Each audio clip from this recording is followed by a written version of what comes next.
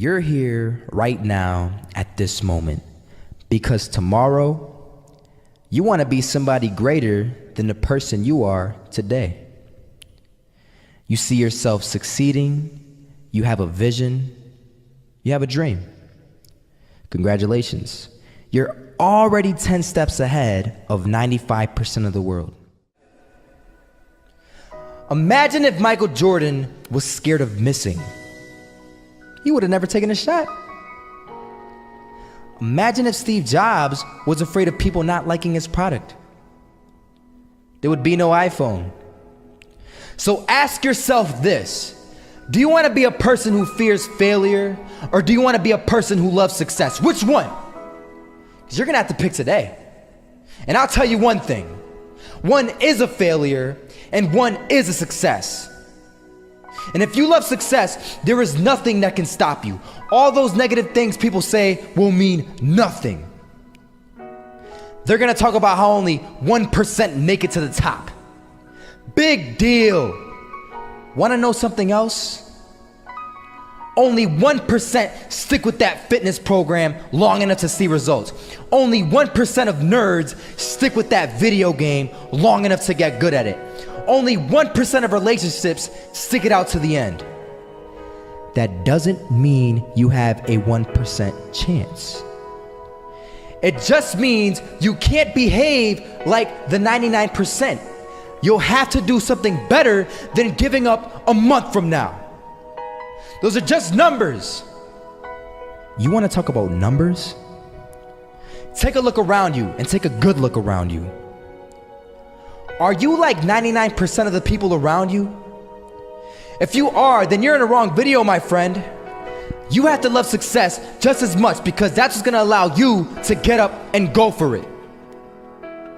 Being scared to fail won't do anything. In fact, when you love success and you start going for it, guess what happens? You're gonna fail. You're gonna fail 10 times, 100 times, maybe even 1,000 times. But that's okay. Failure isn't permanent.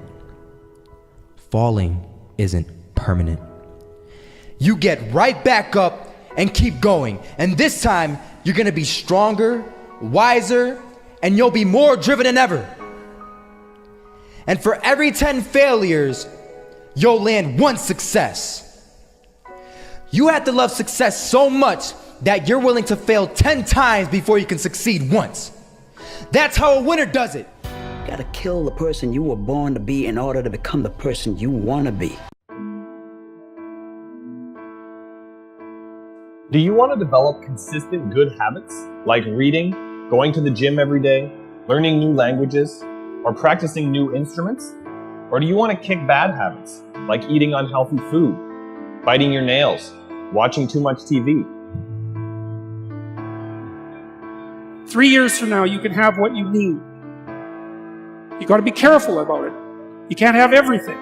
You can have what would be good for you, but you have to figure out what it is, and then you have to aim at it. We know that sometimes you can be uncomfortable, but you can be uncomfortable and hopeful rather than uncomfortable and fearful. People go through their lives without knowing what it is they want to do. You don't have to be where you think you want to be in order to be happy. You just got to be on the way to where you want to be in order to be happy. You are going to get what you're looking for. So if you're looking for success, you're looking for happiness, you're looking for prospects, you're looking for recruits or clients, I'm telling you, the more you're consciously looking for those things, you're going to see them. When you're looking to win, you're looking for victory.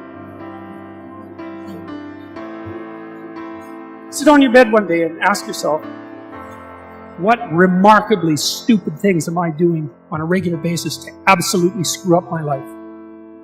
And if you actually ask that question, but you have to want to know the answer, right? Because that's actually what asking the question means. It doesn't mean just mouthing the words. It means you have to decide that you want to know.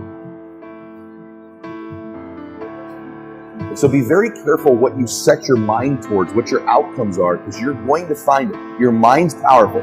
You're powerful. You're more powerful than you think you are. And if you could just get clear on what you're looking for, get super specific with great clarity, great specificity about what it is you want, it's sitting there for you to find if you look for it.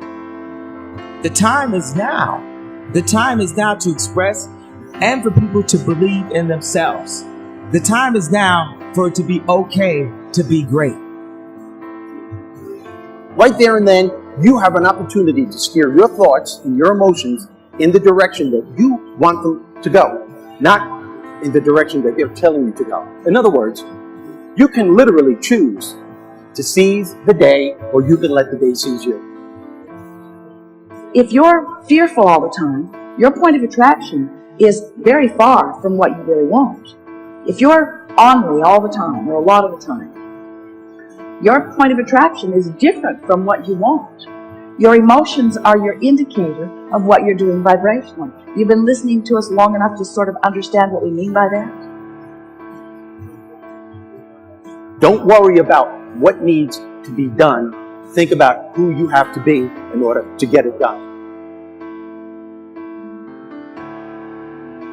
Did you ever have a dream that was so big that you thought it was almost impossible to achieve?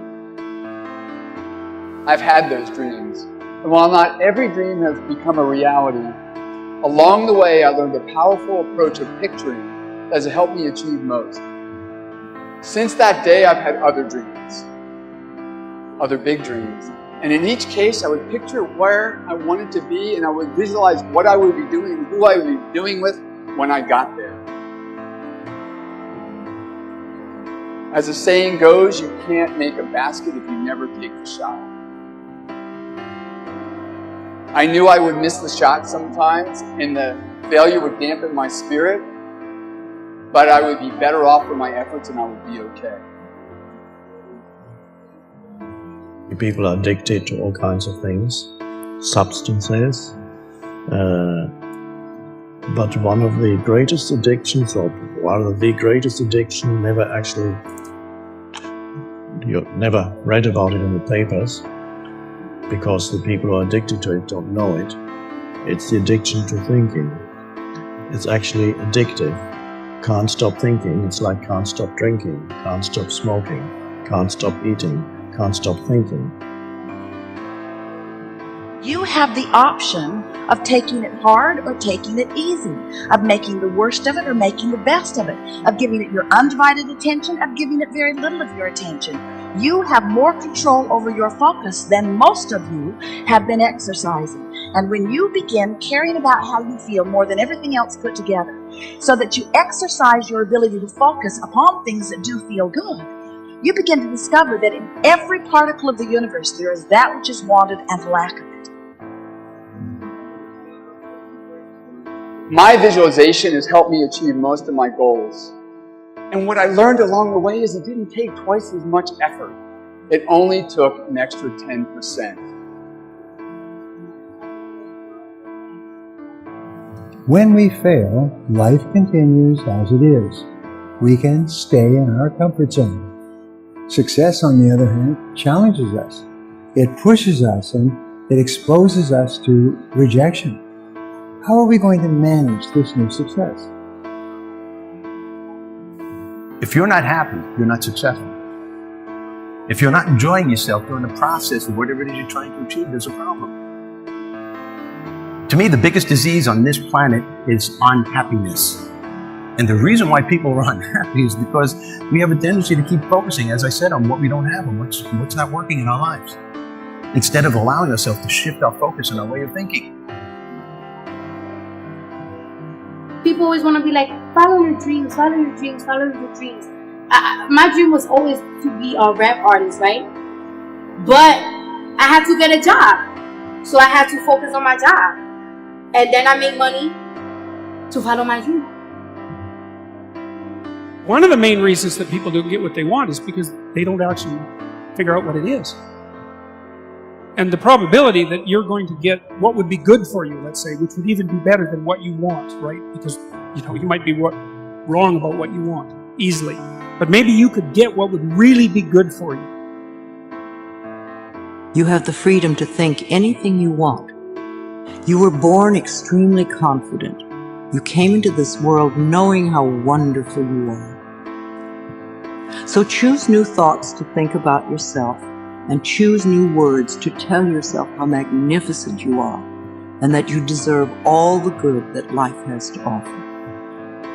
First thing in the morning and last thing in the evening, I want you to look into your eyes and say, I love you. I really love you. Your first goal, this is what I'm suggesting, your first goal when you open up your eyes should be to focus on the things that ignite your spirit and bring you joy. I want you to focus on the things that you appreciate in your life, the things that you're grateful for. I don't care who it is or what it is. Maybe it's the person lying next to you. Maybe you're thinking of your children. Maybe you're thinking of the dog or the cat lying by the side of the bed, a particular goal that you achieved. Maybe there's an event coming up in the weekend. Maybe you're meeting with your friends for lunch. You see, folks, it doesn't matter who it is or what it is. There's always something to be grateful for, to appreciate. And what I'm asking you to do in those few moments before you crank and get into your day is to focus on these things. Then why am I asking you to do this? Because an attitude of gratitude simply makes you feel good. And feeling good is the fuel that drives motivation. We've all made wrong choices, done things that we knew were not the best. It's one thing when other people do us wrong. We had a bad break. It wasn't our fault. We can have faith that God will restore. He'll pay us back. But when we bring the trouble on ourselves, when we blow it, it's easy to live in regrets, thinking that God's not going to help us. We made the mess. But here's the beauty. God knew you would mess up before He called you. He knew we would get off course, at times give in to temptation. He didn't base His plan for your life on you making perfect decisions.